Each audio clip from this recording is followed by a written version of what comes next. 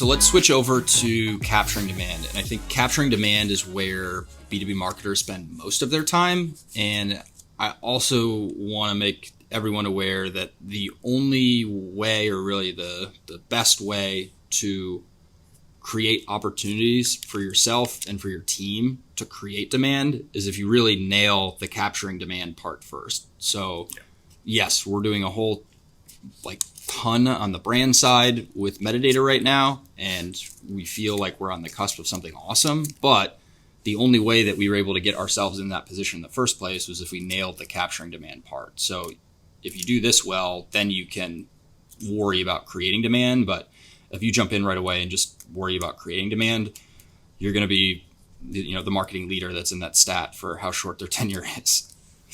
Yeah. And we talk about this a lot. A lot of people are, it's like, you gotta come in and prove that you can drive demand, and you want to get those wins under your belt. And often the best way to do that is through straight demand capture, performance marketing kind of tactics, growth marketing tactics, where you're trying to use data.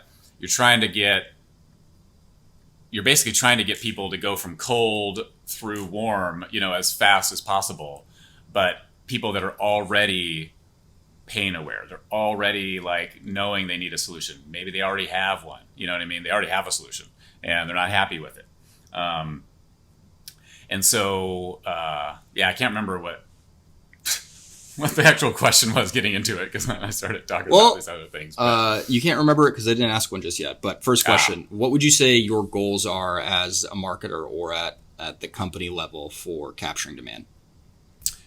Yeah, so this is you're trying to get people to a demo. You're trying to basically, your goals as a company is to, really get somebody to a meeting, get them deeper into the understanding your product, opportunities. This is the low funnel. This is the low funnel stuff now. This is when you're starting to look at revenue metrics, leads, maybe, hopefully not leads, but demo requesters. We can maybe talk about that a little bit, what SDRs have to do versus, marketers, et cetera. But really, from a company, I need leads. I need pipeline. I need opportunities. Yeah, I think to go back to the Eugene Schwartz framework, I think it's moving your audience and your buyers from when they're problem aware to solution aware and finally to product aware. And it's being ready for them when they are ready to start evaluating products and services like your company or whatever you sell, because at that stage, they're actually showing intent to start evaluating something or buying something. So it's being there, it's being ready, it's making it as easy as possible on your buyer to request a demo, get more information, talk to your sales team, whatever it may be. And then the real, I'd say, detail and the companies that do this well are how well they have the process defined internally to then respond to that as quickly as possible. Yeah, I mean, I don't really have anything to add on that one. So what would you say? Moving them. What would you say you need to do this well? And this can be internally focused or externally focused too.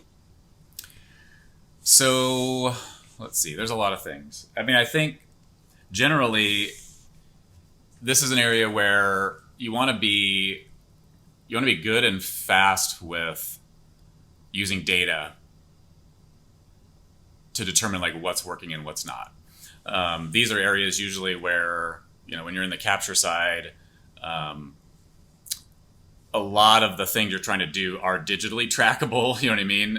And optimizable, I guess, so what do you need? You need to have a good experimental mindset. You need to be good with data and quick feedback loops. And then that's on the technical side. And then I think on what you're actually putting out in the market, you need to have basically content reasons to show why you should be the number one consideration. You know what I mean? As they're looking at different solutions. So you need to have good content, and you need to show up well and have differentiation between your competitors, and you need to be able to be clear about what those are.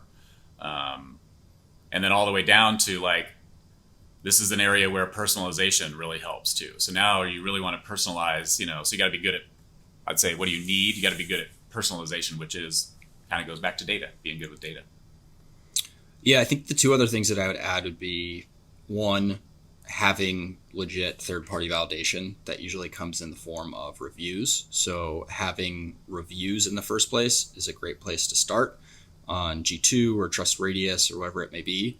And also a process, usually on the CSM side, for getting those existing reviews updated, getting new reviews, and making sure that you're constantly getting more third-party validation, because that's what people are looking for at the end of the day. And then the second thing that I would mention is internally focused, and that's the process part for, you know, somebody requests a demo, whether that's through a form or a chatbot or whatever it may be, and they are responded to quickly. It's not painful with qualification. They don't have to jump through hoops to actually see your product. It's painless on their end, and there's a whole lot of work that goes on behind the scenes to make it look painless, because it's not painless internally, but it needs to look painless externally.